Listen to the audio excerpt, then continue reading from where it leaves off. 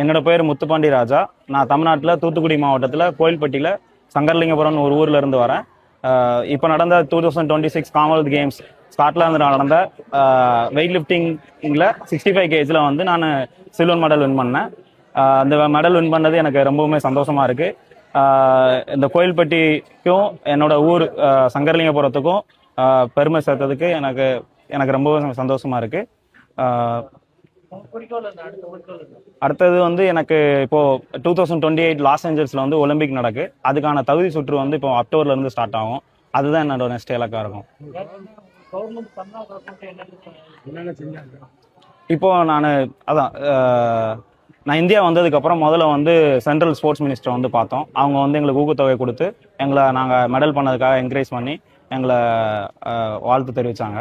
அதுக்கப்புறம் நம்ம CM sir வந்து ஆகஸ்ட் வந்து 5th வந்து பார்த்தா